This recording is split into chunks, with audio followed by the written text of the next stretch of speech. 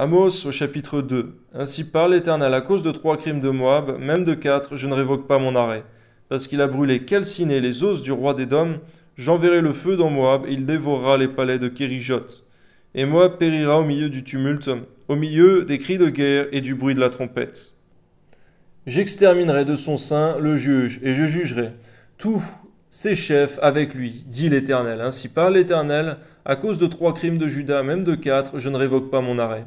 Parce qu'ils ont méprisé la loi de l'Éternel, qu'ils n'ont pas gardé ses ordonnances, parce qu'ils ont été égarés par les idoles mensongères, après lesquelles leurs pères ont marché, j'enverrai le feu dans Juda, et il dévorera les palais de Jérusalem. Ainsi parle l'Éternel, à cause de 3 crimes d'Israël, même de 4, je ne révoque pas mon arrêt.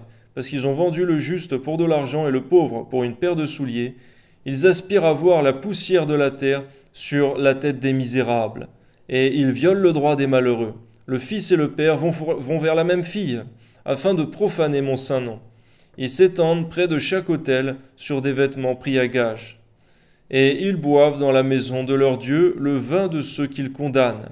Et pourtant j'ai détruit devant eux les Amoréens, dont la hauteur égalait celle des cèdres, et la force celle du chêne. J'ai détruit leurs fruits en haut et leurs racines en bas.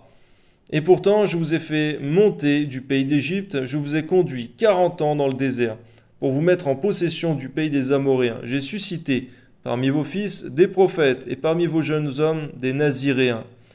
N'en est-il pas ainsi, enfants d'Israël, dit l'Éternel, et vous avez fait boire du vin aux Naziréens, et aux prophètes vous avez donné cet ordre, ne prophétisez pas.